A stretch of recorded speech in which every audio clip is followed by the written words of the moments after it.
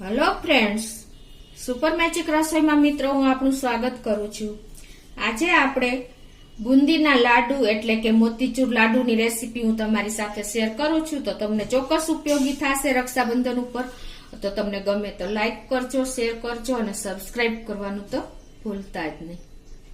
તો આપણે મોતીચૂર લાડુ બનાવવા માટે મેં 1 કપ બેસન લીધું છે અને એની સામે 1 કપ ખાંડ લીધી છે, અને પાણી લીધું છે। પછી મસાલામાં આપણે સૂકા મેવામાં પિસ્તાની કતરણ છે, મગજતરીના બી છે, એલચી પાવડર છે, કેસર છે, પિંચ જેટલો સોડા છે ખાવાનો, અને ઓરેન્જ ફૂડ કલર છે, થોડું એવું આપણે તેલ જોશે, અને તળવા માટે આપણે ઘી લીધું છે। તો આપણે જો રક્ષાબંધનનો સમય થઈ ગયો છે એટલે આપણે ત્યારે સ્વીટ મોસ્ટ ઓફ ઘરે બનતી જ હોય છે। તો એના માટે મેં આ 1 કપ બેસન લીધું છે અને હવે અત્યારે હું પરફેક્ટ મેજરમેન્ટ સાથે તમને બતાવી રહી છું બુંદીના લાડુ કેમ બનાવવા। તો એના માટે અત્યારે આપણે 1 કપ પાણી લઈએ છીએ, પછી તમને બતાવું કે કેટલું પાણી આપણે જોશે। તો મિત્રો આ રીતે આપણે લોટ ચાળીને લેવાનો છે, મેં ચાળી લીધો છે અને હવે આપણે એમાં થોડું થોડું પાણી એડ કરીને લમ્સ ન પડે ને એના માટે પહેલા આપણે થીક બેટર તૈયાર કરશું આ રીતે।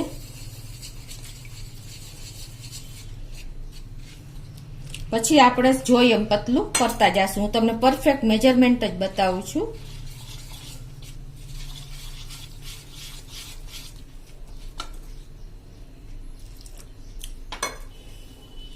મોતીચૂર લાડુ બનાવવા મિત્રો થોડુંક લેડીઝ લોકો માટે ટફ પડે છે અને આમાં ઘણી મેથડ હોય છે। તમને આજે હું એકદમ ઈઝી મેથડથી બતાવી રહી છું, તમે ઘરે એની ટાઈમ બનાવી શકશો। આ રીતે આપણે થીક બેટર પહેલા તૈયાર કરશું ને તો લમ્સ નહીં પડે, અને પછી આપણે એની કન્સિસ્ટન્સી તૈયાર કરશું।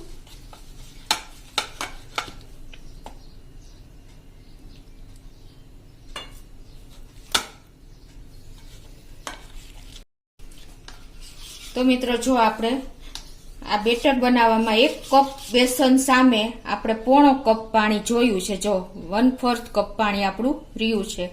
આ કન્સિસ્ટન્સી આપણે બેટરની આવે છે, રિબન કન્સિસ્ટન્સી તમે જોઈ શકો છો ને। આ રીતે આપણે તૈયાર કરવાનું છે। હવે એમાં આપણે 1 ટીસ્પૂન જેવું તેલ નાખી દેશું। પરફેક્ટ મેજરમેન્ટ છે મિત્રો, આજે તમને ક્યાંય પણ પ્રોબ્લેમ નહીં આવે। અને એમાં આપણે પિંચ જેટલા જ સોડા નાખવાના છે, આપણી ચપટીમાં આવે ને એટલા જ, જોવા આપણે આટલા જ નાખવાના છે। અને હવે આપણે આ એકદમ ફેટી લેશું આ રીતે।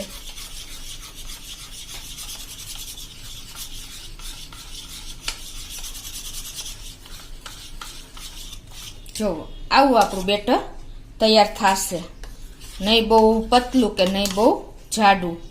હવે આ બાજુ આપણે ગેસ ઓન કરીને એક પેનમાં ઘી ગરમ કરવા મૂકી દેશું, ઘી ગરમ થવા દેશું। ગેસ ઓન કરીને એક પેનમાં આ 1 કપ મેં ખાંડ લીધી છે અને એની સામે આપણે ગેસની ફ્લેમ મીડિયમ રાખી છે અને એની સામે આપણે 1 કપ પાણી લેશું। ચાસણી બનાવશું આપણે બુંદી માટેની, અને હવે એમાં આપણે આ ખાંડ ઓગળવા દેશું। તો આપણી ખાંડ પણ જો ઓગળી ગઈ છે। હવે એમાં આપણે 2 એલચીનો પાવડર લીધો છે એ નાખી દેશું, અને પિંચ જેટલો આપણે ઓરેન્જ ફૂડ કલર નાખી દેશું।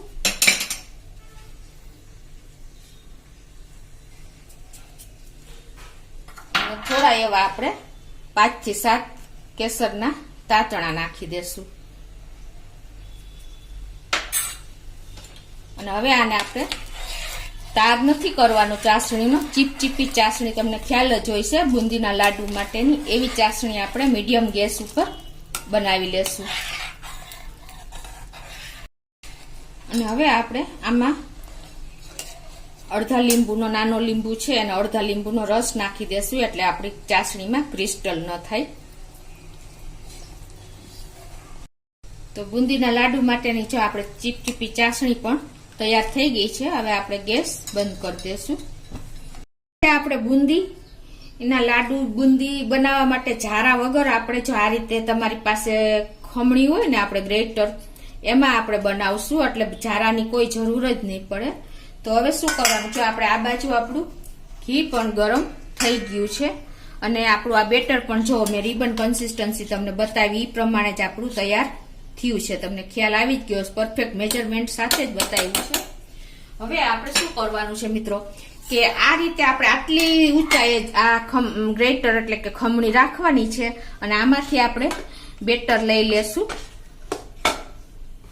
બેટર લેતા જશું અને જો અને આપણું ઘી પણ પરફેક્ટ ગરમ જ થઈ ગયું છે. મેં મીડિયમ ફ્લેમ ઉપર રાખ્યું છે અત્યારે અને આ રીતે આપણે બેટર આમાં નાખતા જશું. હલાવવાનું નથી મિત્રો અને આટલી ઊંચાઈએ આપણે રાખશું.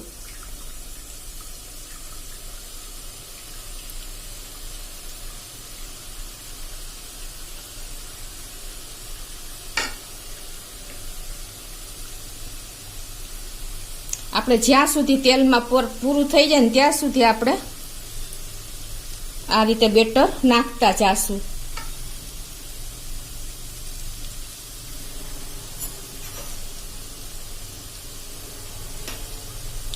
બહુ નીચે પણ નહીં રાખવાનું અને આવી જ આપણે ખમણી લેવાની છે. જો તમે નજીકના હોલ હશે અને તમે ખમણી લેશો ને તો તમારી બુંદી બરાબર પડશે નહીં. જોવો મિત્રો આ રીતે આપણે બુંદી તૈયાર થઈ છે. જુઓ તમને ખ્યાલ પણ આવી જતો હશે છે ને, એક એક દાણો થઈ ગયો. જો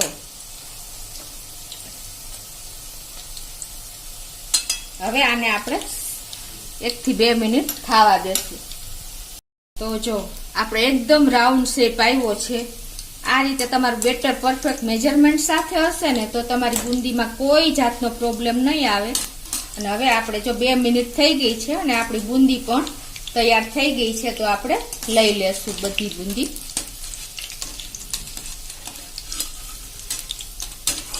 અને એકદમ આપણી આ ક્રન્ચી બુંદી તૈયાર થાય છે. હું તમને બતાવી દઉં. જો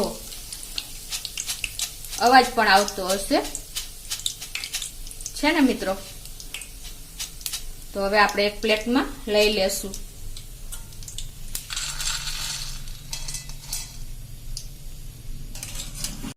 કે આપણે જો આ બુંદી એક વખત કાઢી લઈને પછી આપણે ગેસની ફ્લેમ એકદમ સ્લો કરી નાખવાની. એનું રીઝન એ છે કે આપણું ઘી નહીતર વધારે ગરમ થઈ જશે.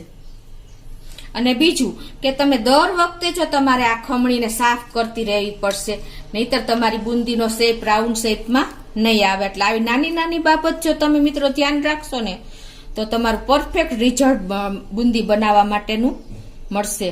એટલે આ રીતે આપણે દર વખતે જો બુંદીનું આ જે ખમણી છે ને એને આ રીતે ક્લીન કરી નાખવાની. બરાબર મિત્રો. જો એ જ રીતે હવે આપણે બીજી બેચ પણ તૈયાર કરી લેશું. આ રીતે જો હું બધી બુંદી તૈયાર કરી લઉં છું. અને મિત્રો આપણે જયારે બુંદી પાડીને ત્યારે પાછો આપણે ગેસ મીડિયમ કરી નાખવાનો છે. મિત્રો જો આપણી બુંદી બધી એકદમ ક્રન્ચી તૈયાર થઈ ગઈ છે. તમે જુઓ એનું લુક, એક એક દાણો થયો છે. જો છે ને. હવે આપણે આ ચાસણીનો ગેસ બંધ કરી દીધો છે અને આપણી ચાસણી પણ સતપ જ છે. એટલે એમ કે સેજ ઉફાળી હોવી જોઈએ, હાવ ઠંડી ન ચાલે. તો હવે આપણે એને નીચે લઈ લીધી છે અને હવે આપણે આ બુંદી એમાં જે આપણે તૈરી છે ને બુંદી દાણા એ આમાં નાખી દેશું.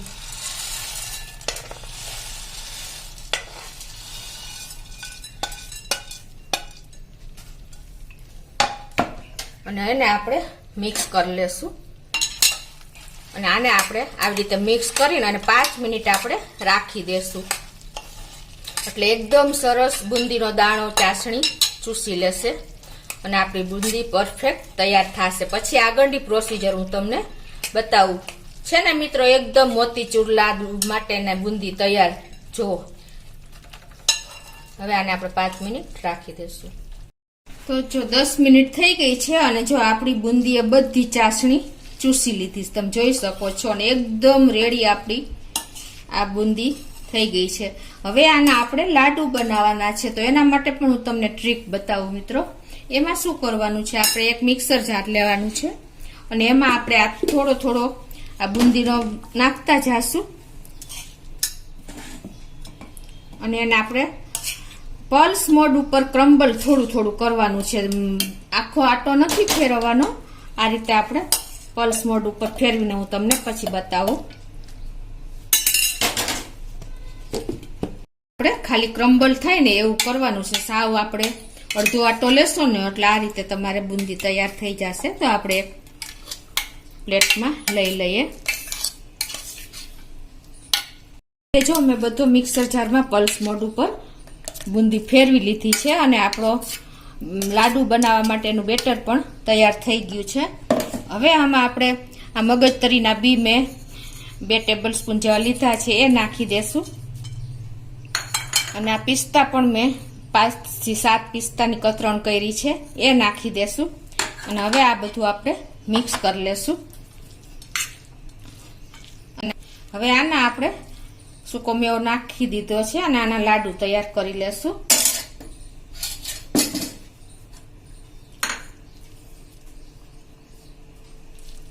આ રીતે આપણે નાની નાની સાઈઝના લાડવા તૈયાર કરી લેશું.